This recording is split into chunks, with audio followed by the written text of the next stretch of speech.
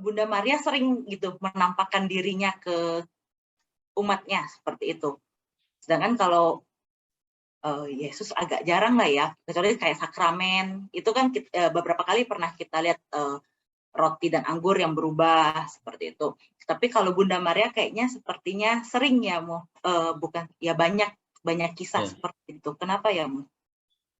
Ya memang apa namanya, pertama-tama juga harus dikatakan bahwa tidak semua, boleh katakan, kabar penampakan itu dibenarkan oleh gereja. Mungkin hanya berapa ya, 6 atau 7 yang misalnya di Medjugorje, di Lourdes, di Fatima, di Guadeloupe, juga di beberapa tempat yang lain. Nah, itu memang apa namanya, ya memang diakui oleh gereja karena memang ada, boleh katakan, seperti pembuktian dan kesaksian dari begitu banyak penyembuhan, begitu banyak tanda-tanda di sana. Kayak lu pernah dihebohkan dengan penampakan di mana, di Korea itu, yang itu sebenarnya itu orang mengatakan itu bohong-bohongan. Ya, ya memang juga di Indonesia juga pernah banyak itu, tapi ya setelah diselidiki, setelah itu ya belum dikatakan itu sebagai penampakan. Mengapa Bunda Maria menampakkan diri? Nah, tentu karena pertama-tama juga karena kedekatan dengan Allah sendiri, dengan Tuhan sendiri. Karena peranan sebagai ibu gereja, sebagai mater ecclesia, ibu gereja, tentu Bunda Maria ini mendapatkan tugas-tugas dari Allah sendiri untuk membantu, untuk memberikan informasi, untuk boleh katakan juga dalam tanda kutip ya menyelamatkan umat manusia. Teristimewa juga mereka yang sangat menderita, yang sangat, itu kan kebanyakan juga penampakan itu apa namanya, terhadap orang-orang yang memang memerlukan bantuan itu. Dan di situ kemudian memang menyebar apa namanya, dari mulut ke mulut bahwa memang penampakan itu, dan ternyata memang setelah diselidiki kemudian juga memang banyak mujizat-mujizat yang terjadi dari sekitar penampakan itu. Apa maksudnya? Kenapa kok Bunda Maria menampakkan diri? Ya tentu karena Bunda Maria dijadikan juga adalah juru bicara Allah di zaman ini, di saat kita berada di dunia ini. Sedangkan Yesus kenapa tidak pernah menampakkan diri? Ya tentu karena Yesus kan adalah Allah sendiri. Jadi ya memang apa namanya, tentu bisa mengutus orang yang terdekatnya, boleh katakannya orang-orang suci Bunda Maria ini menjadi juru bicara Allah sendiri. Ya. Allah, Yesus kan Allah sendiri, sehingga ya tentu berbeda dengan Bunda Maria. Kedekatan dengan gereja itu barangkali yang juga menjadi apa namanya, tugas dari Bunda Maria untuk mengantarkan rahmat, untuk memberikan begitu banyak informasi yang penting bagi keselamatan jiwa-jiwa yang masih ada di dunia ini. Saya pikir juga karena itu mengapa Bunda Maria bisa menampakkan diri untuk kepentingan manusia, keselamatan.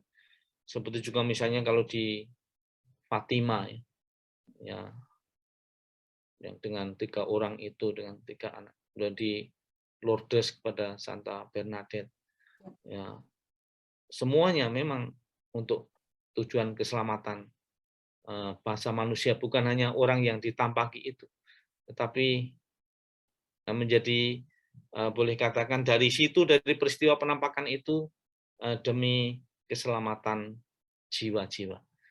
Itu dari apa namanya, dari penampakan-penampakan itu, disitulah Allah berbicara melalui penampakan Bunda Maria.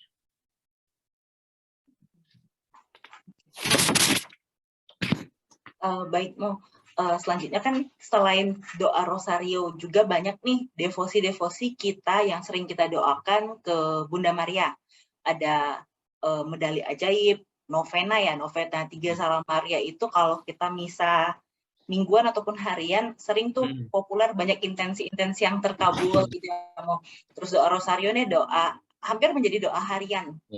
Lalu ada juga litani Bunda Maria. Terus kalau kita di jam 6, jam 12, jam 6 sore itu ada doa malaikat Tuhan yang memang mendoakan, ya doa Angelus itu memang mendoakan secara khusus Bunda Maria ya, Romo, karena doa Salam Maria yang kita gunakan, peristiwa-peristiwa.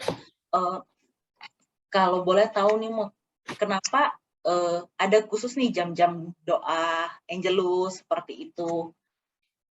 Terus yang menurut saya menarik itu di litani ya, litani Bunda Maria itu ada beberapa sebutan untuk Bunda Maria yang kita litanikan, kayak mawar yang bunga mawar ajaib, benteng Daud, yang sebenarnya saya kalau perawan yang suci ya kita masih dapat nih referensi ya, Mo, karena memang yang tadi Romo sampaikan Bunda Maria melahirkan memang langsung dari Roh Kudus itu. Nah, kalau kayak bintang timur ini apa sih, Mo, sebenarnya yang kita litanikan ini artinya apa gitu sih, Mo?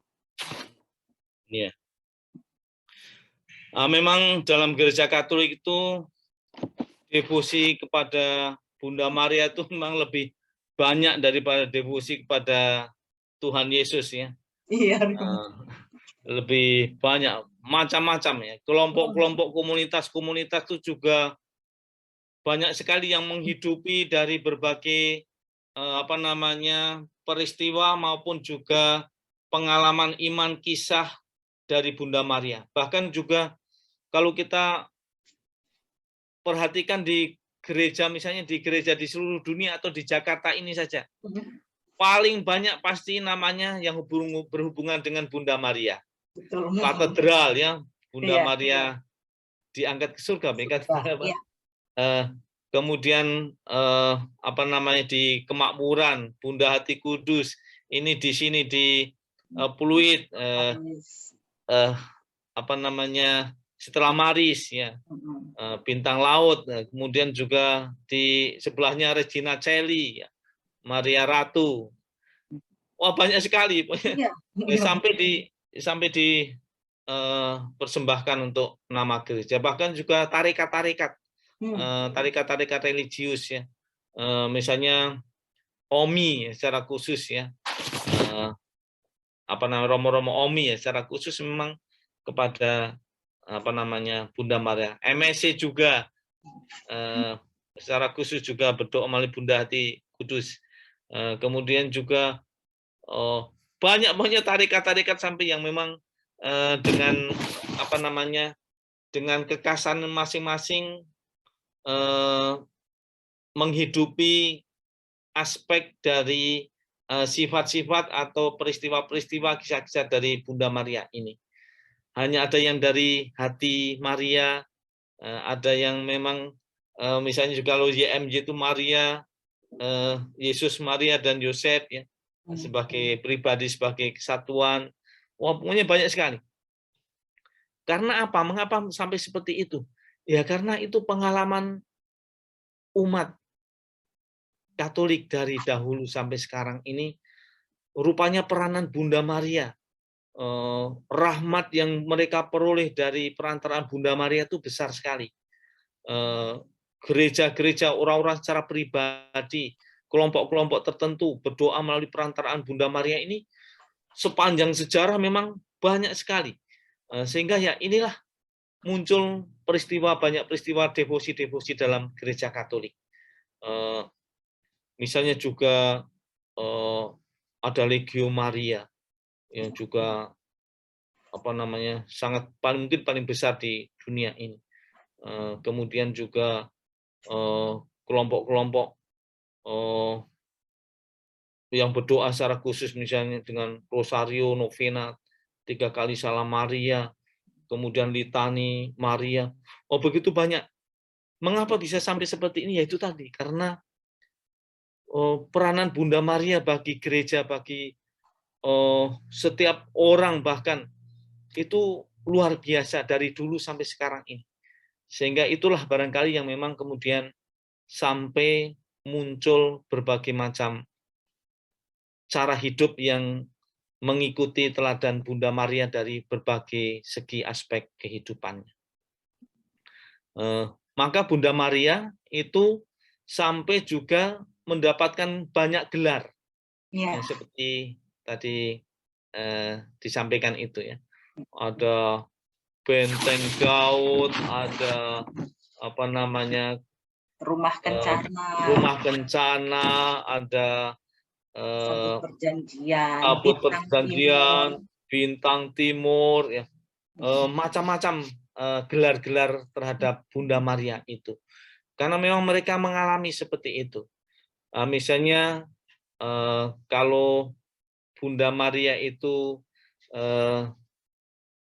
gelarnya itu misalnya Stella Maris, ya. Stella Maris itu dalam bahasa Indonesia itu kan artinya bintang laut, Stella Maris ya, bintang. Karena pada waktu itu ya memang peranan Bunda Maria itu seperti bintang yang menerangi apa namanya kehidupan para nelayan saat itu. Seperti itu sampai sehingga disebut sebagai bintang laut karena memang sifatnya yang menolong, yang bercahaya, boleh katakan yang menerangi, yang boleh katakan menyertai perjalanan para nelayan itu ya seperti yang mereka alami. Sehingga itulah nama-nama itu juga karena bukan sembarang nama, tetapi untuk memberikan gelar Bunda Maria yang memang menyertai, mendoakan, mendampingi perjalanan hidup manusia dari berbagai aspek kehidupan. Luar biasa itu.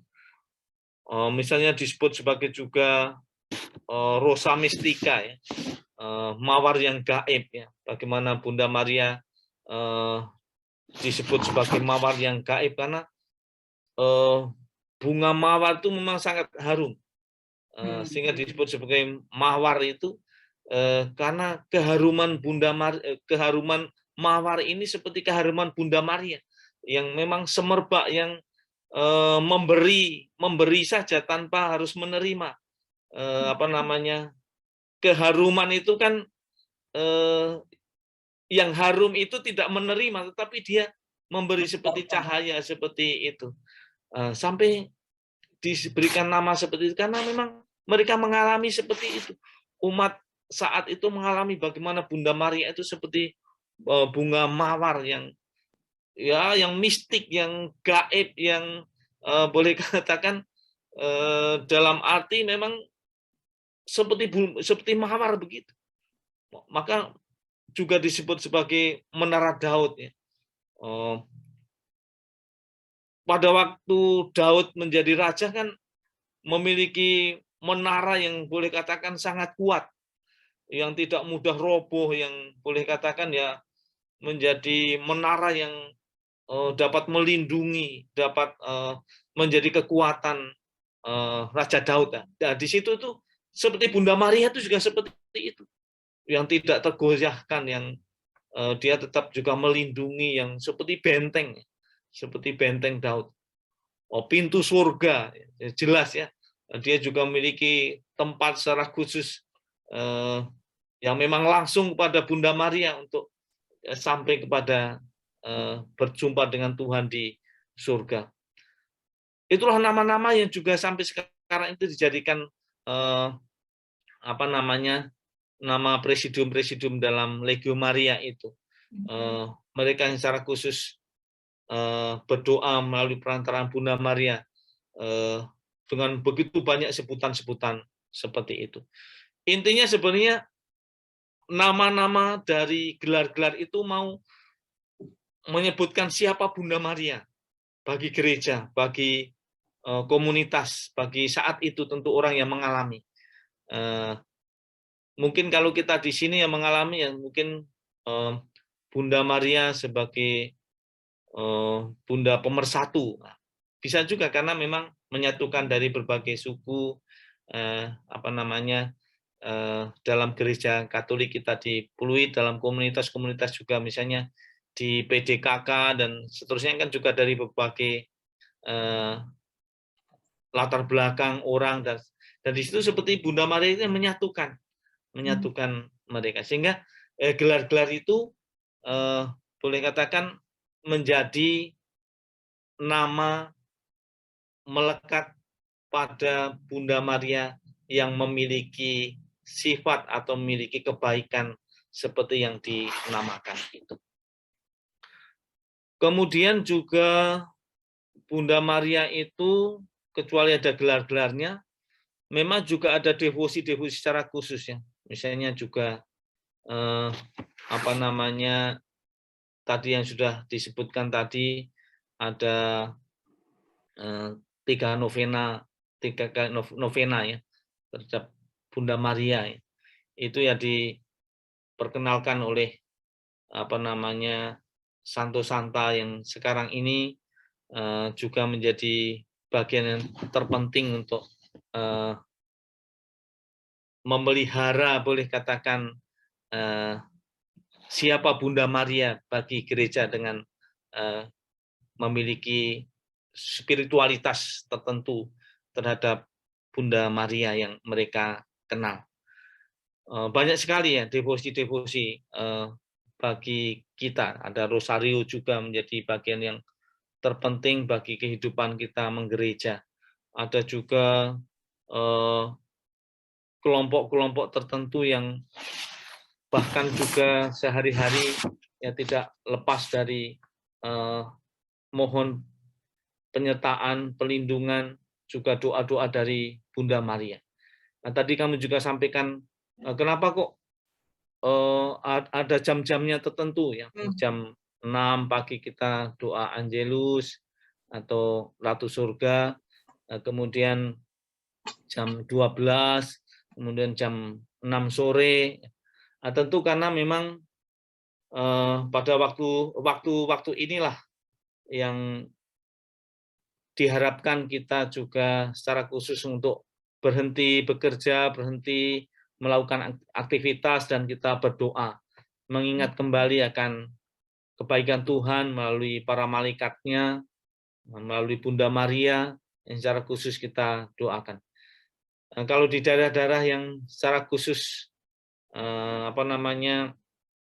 misalnya di Manado sana, saya pernah belajar di sana. Jadi kalau pas misalnya doa Angelus misalnya jam 6, jam 12 itu ya memang dibunyikan pakai speaker gereja-gereja juga berdoa dan orang sedang berjalan ya berhenti sebentar berdoa mereka yang sedang di kebun bahkan kalau mendengar lonceng itu kalau itu Katolik yang mereka berdoa. Sebenarnya hanya mau menyatukan jam-jam itu mau menyatukan supaya kita berdoa bersama-sama, mengingat kembali boleh katakan kebaikan dari Bunda Maria dari para malaikat yang juga berperan dalam kehidupan menggereja. Jadi ya karena memang dari dulu dari sana itu ditetapkan jam itu ya mungkin jam-jam yang 6, jam 12, jam 6 sore ya itu memang jam-jam yang sebenarnya pantas untuk kita mengingat kembali akan peran jasa dari orang-orang kudus para malaikat, tapi juga Bunda Maria. Apa tadi pertanyaannya lagi sudah atau belum? Ya udah mau kita lanjutnya mau saya tertarik dengan doa rosario ya mau kalau kita di PKK Immanuel pun disempatkan tiap hari itu kita Zoom bareng untuk ya minimal doa rosario, doa syafaat. Itu mau tanya nih kalau kita doa rosario tapi nggak pakai untayannya itu boleh nggak sih mau atau harus pakai rosarionya terus dengan peristiwa-peristiwanya kan sekarang ada 4 peristiwa nih, ada gembira, mulia, sedih, terang. Kalau nggak salah peristiwa yang terang itu yang terbaru ya Mo ya dari Yohanes Paulus II ya Mo ya kalau nggak salah. Apakah nanti bisa akan muncul peristiwa baru atau memang ada satu konsensus sendiri kayak kita pemilihan paus gitu tentang peristiwa-peristiwa ini atau gimana, Mo? Iya. Jadi doa rosario itu kan awalnya supaya orang juga, namanya doa rosario itu mendoakan Salam Maria dengan beberapa kali yang sudah ditentukan, misalnya satu bagian itu kan 10 kali, 10 Ya. kali. Nah, supaya orang mengingat tidak salah ya memakai biji-biji itu, memakai sarana itu, memakai tasbih itu, apa namanya, untuk supaya tidak salah, supaya memang tepat ya, 10 ya, tidak kurang, tidak lebih.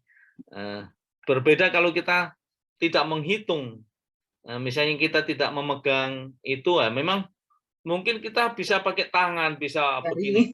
Tetapi kan konsentrasi doa kita akhirnya bukan di doanya Salam Maria, tapi kita malah sibuk menghitung sudah berapa kali ya, sudah berapa kali ya, sudah atau belum, sudah atau belum. Tapi kalau dengan kebiasaan kita memegang rosario itu tetap memang tetap benda ya, boleh katakan, walaupun juga memang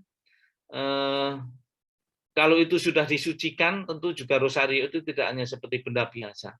Nah, itu juga barang yang bisa boleh katakan memiliki daya mistik kuasa Tuhan sendiri yang menyertai kita karena sudah mendapatkan berkat, yang sudah diberkati.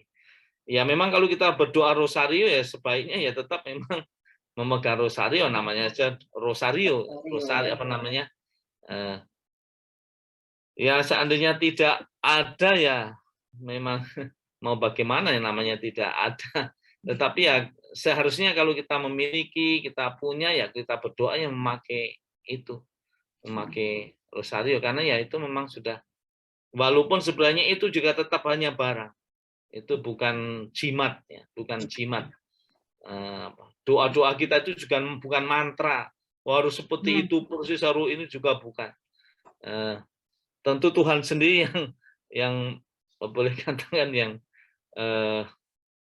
apa namanya, yang tahu tentang ini, kita yang hanya menjalankan. Jadi ya lebih baik kalau kita berdoa ya dengan menggunakan rosario. Bukan berarti harus ini, harus ya, bukan masalah harus atau tidak, bukan masalah sah atau tidak, tetapi karena kebiasaan itu supaya kita fokus. Kalau sampai ini kan kita bisa. Berbeda kalau Salam Maria penuh rahmat Tuhan sertamu, terpujilah engkau, malah tidak konsentrasi, tidak boleh katakan doanya itu seperti kurang ikhlas gitu karena arahnya lain. Jadi rosario tasbih itu mengarahkan juga, kecuali hitungannya tepat, tapi juga menjadi fokus. Menjadi fokus memang untuk. Iya, yang membantu kita untuk tetap fokus gitu ya, Mo ya. Iya, iya. Betul.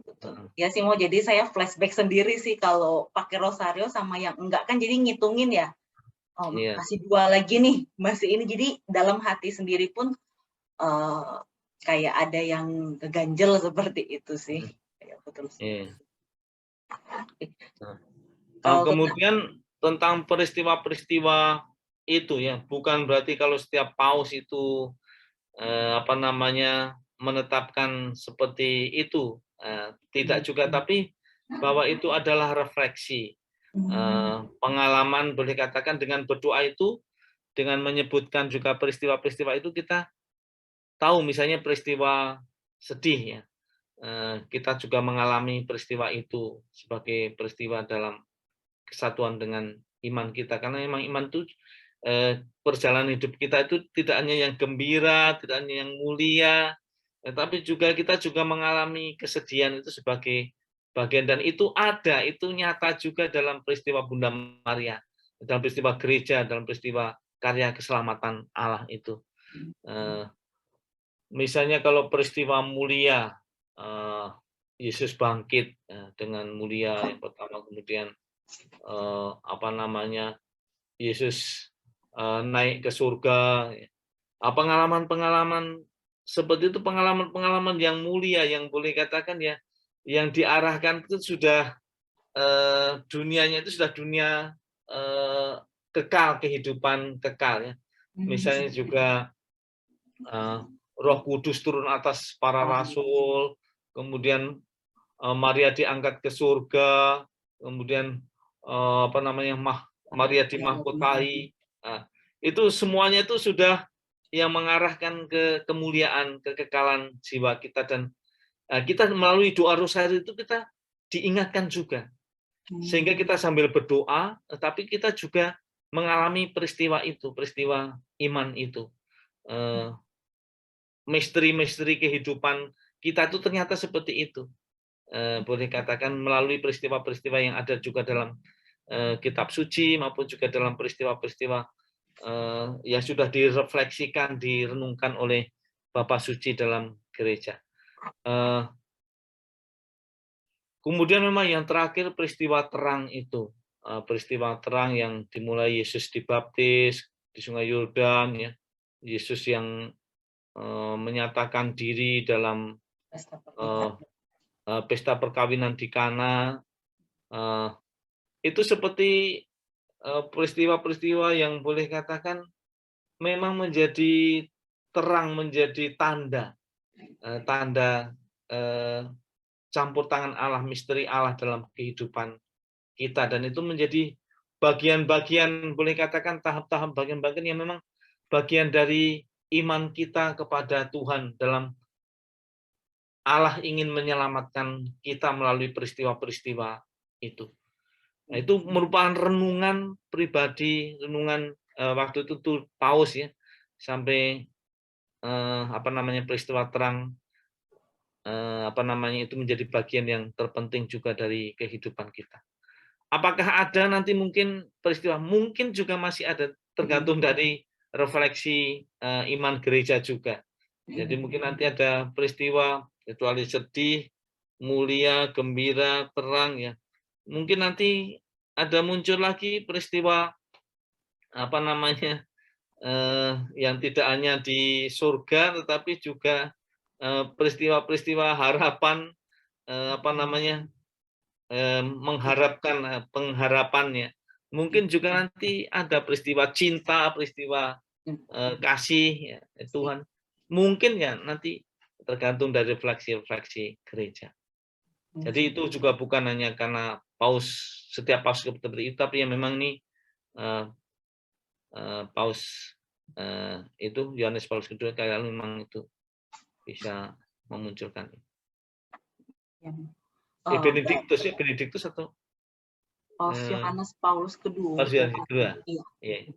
Seingat saya ya, berarti peristiwa-peristiwa pun juga mengajak kita untuk tidak hanya berdoa rosario, tapi juga merefleksikan segala hal yang terjadi dalam hidup kita, tidak hanya selalu gembira, kadang ada juga sedih, mulia, dan juga terang. Ya, menarik sih, Mo. Biasanya sih saya cuma bacain aja sih, Mo, nggak begitu meresapi banget ya gitu. Selanjutnya nih, Mo, kalau kita pun di Indonesia ya banyak sekali nih namanya Gua Maria nih, Mo. Kenapa ya, Mo, namanya itu Gua Maria? Apa memang penampakan Maria banyak terjadi di gua? Saya juga kurang tahu juga sih, Mo, kenapa disebutnya gua.